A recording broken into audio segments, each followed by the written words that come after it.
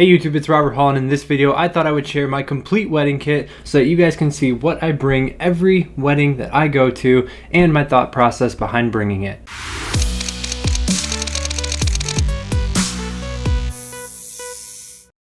First up, two camera bodies. Two camera bodies, whatever brand you use, is a necessity for wedding photography, not just so that you can actively use them, but as a minimum so that you have a backup and that you can do your job if something goes wrong. Regardless of how new your gear is, it's an absolute necessity. Now for my camera bodies, I switched to Sony back in January. If you haven't seen any videos on that, I use one Sony a7R Mark III and one Sony a7 Mark III. And the only reason that I have those two different bodies is simply because I switched to Sony before the a7 Mark III was available, so my first purchase was an a7R Mark III. Truthfully, I'd be completely happy with two a7 Mark IIIs, but I do tend to use the higher resolution of the a7R Mark III to my advantage by using the cropping mode. It allows me to punch in a bit. I'll touch on that when I get into what lenses I use.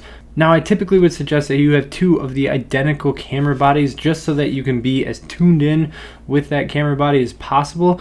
With these two Sonys, however, I'm breaking my own rule, but it's not very different. In fact, the only difference that there is there's a locking button on this command dial that I never switch on a wedding day, so that doesn't affect me at all. Otherwise, all the controls are absolutely identical, and I have all their custom properties set up to be identical as well. I actually oftentimes don't know which body that I'm shooting with. In fact, you can see I've got this R right here, and that's so when I have it in my case and I go to grab it, I can see that it's my a7R. And that's just because I'm really strategic about which lenses I use with the R as opposed to which I use with the a7 Mark III. So I mount those two cameras to my dual harness, which is a brown leather British tan one from Holdfast. Extremely comfortable and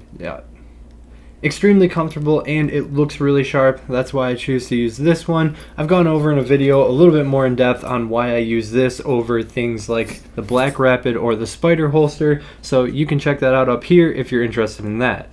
Alright, now let's get into lenses. I carry a total of 7 lenses, but I primarily use 2 pairs of lenses 95% of the time. The first pair would be these two. This is the 85mm 1.8, not the Zeiss Batiste version. This is just the regular Sony one. And the 35mm 1.4, I use the Samyang autofocus version. This is my primary go-to combo that I use. I just find that I love the 85mm focal length, my favorite lens focal length, and 35mm complements it really well. Gives me a wide angle where I can capture 95% of scenes and I don't need to change lenses, so find a lot of function in that. Now, 85mm isn't that long for wedding work, so I tend to mount this on my a7R Mark III, and I've got one of my custom buttons designed to punch into the APS-C mode. That way I can effectively get 135mm out of it, and I'm really not worried about the megapixels that I lose. And when I'm shooting portraits, I'd rather have megapixels there than I would for the more environmental stuff that I tend to take with the 35mm. Typically, in the past, I've always had the best 85mm because it's my favorite focal length. You know, I should have the best version of it, right? But when I tried this one out, I was like, I don't need anything better than this. Like, this is perfectly acceptable. Who knows, maybe I'll get some GAS in the future and end up buying that 1.4 G Master, but for the time being, I just appreciate how lightweight this is. The next combo that I will most often use is my 70-200 on my a7R Mark III and my 24-70 G Master on my a7 Mark III. You can imagine those two here. Again, 24-70 is the lens that I'm using to film with. It's also why I'm not showing it to you, but 24-70 f2.8 G Master, 70-200 f2.8 G Master. This is kind of, if I feel like I have to get a lot of ground covered and I'm only working by myself, then I'm more likely to lean on the zooms than I am the prime. So while this is always my first option, I do tend to use these two a lot. They're just such good workhorses and so reliable and really flexible in what you can accomplish with them. For wedding work, I would always recommend having a solid coverage of zooms before I would recommend getting into primes, just because you want to kind of diversify the shots that you can get, and you do have faster access to diversity with zoom lenses. But If you want best optical quality and widest aperture, that's when you get into primes. And you can refine your kit by adding primes that you find you tend to shoot a lot on zoom focal lengths. That's kind of the way that you find your favorite focal length. I also tend to use my 24-70 and 70-200 for a lot of event work where I'm not tending to use the primes as much because there's so much happening all over the place. So I have them all ready. Of course, I'm going to take them with me to weddings. One quick note about my 70-200, you can see I've got this collapsible, funky lens hood here, and this is, I don't even know where it's from, like ProMaster or something. This is the only lens that I use it on.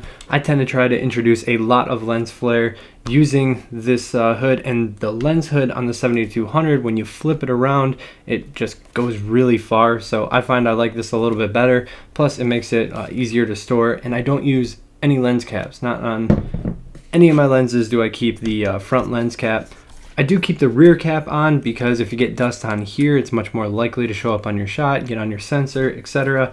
But I find there to be no negatives by keeping this uncovered. So yeah, I just don't deal with the lens caps all day. Beyond that, I have 3 additional lenses that I use semi-occasionally. This is a 60mm 2.8 macro. It is from Venus Optics. It is for a Nikon mount. I had it when I shot Nikon, and it is now adapted to Sony, which doesn't really affect anything because it's a manual aperture control and it's a manual focus only lens.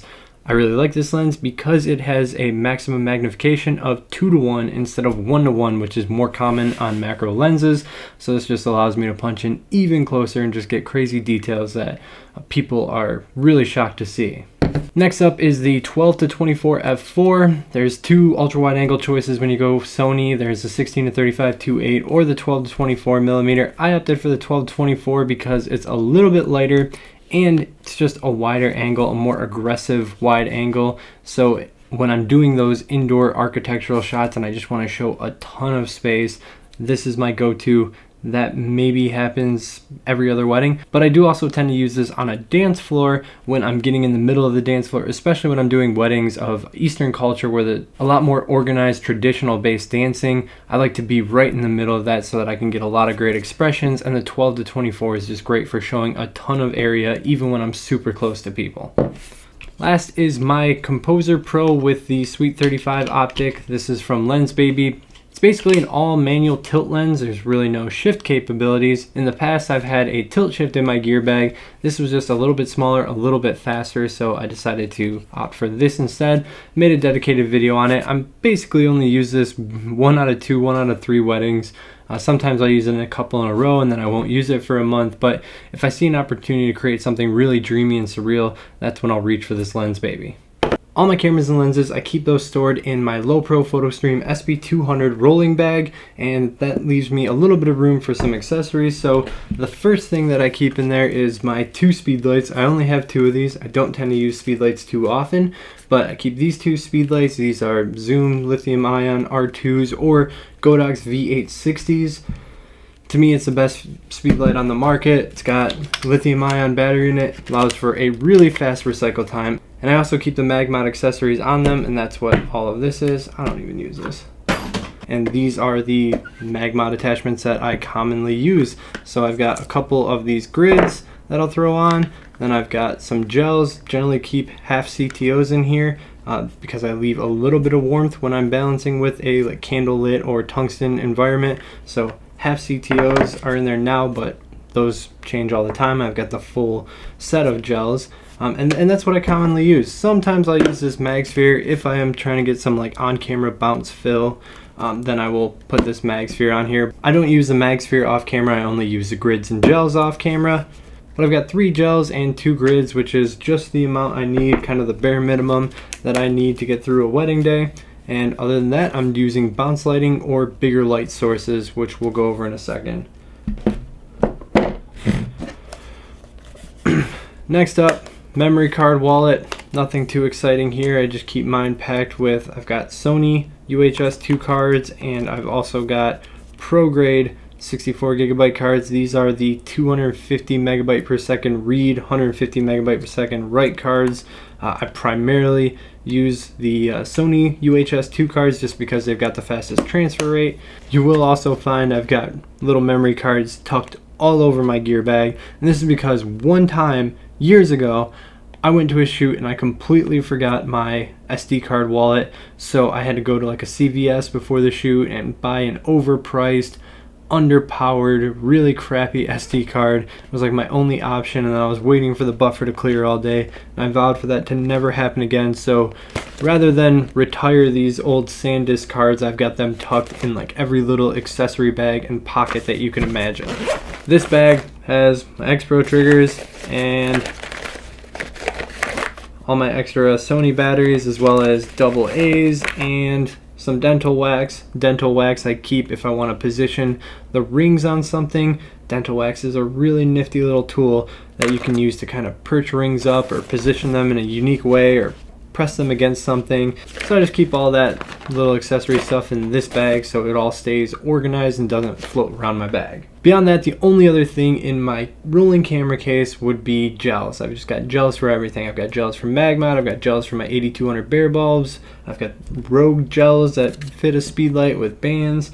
I've got like 4 of every color balance, and then tons of colored gels as well, effect gels. So that pretty much rounds out my entire gear bag.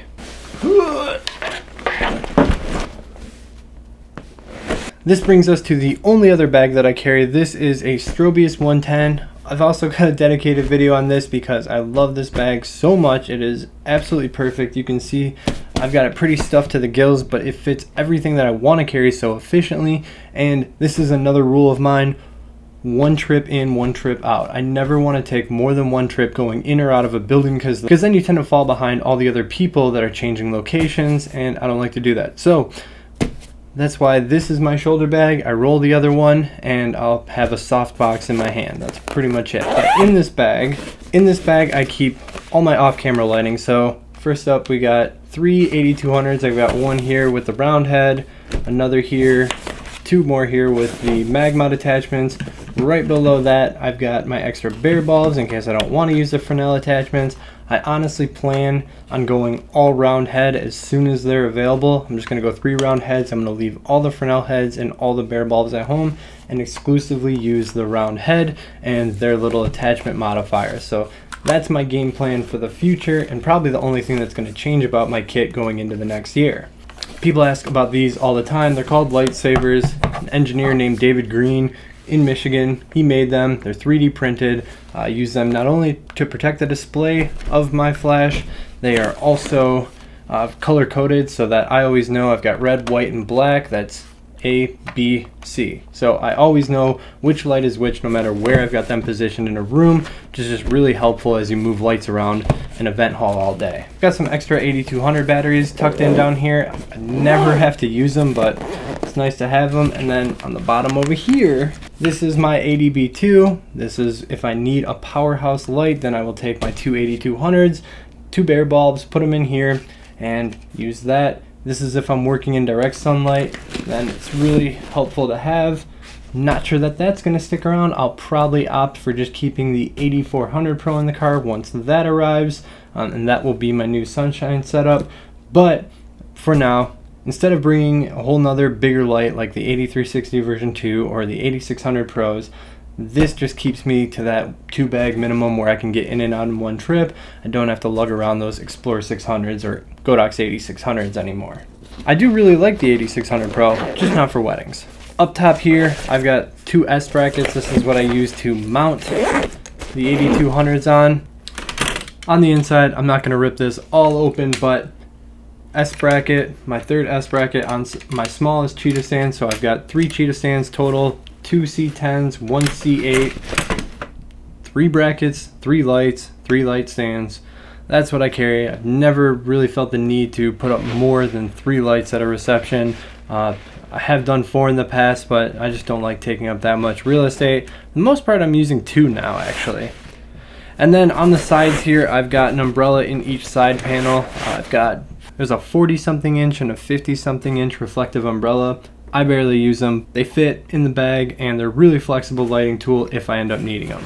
I take that back. I do use them almost every day for the family portraits, but nothing else. Beyond that, I'm using a softbox. The only other thing that I carry on a wedding day is either one of my 3 softboxes that I've kind of got set aside for wedding days. That is the QSB 26 Quick Soup Bowl from Cheetah 26 inch, QSB 34, or my Glow Parapop 38.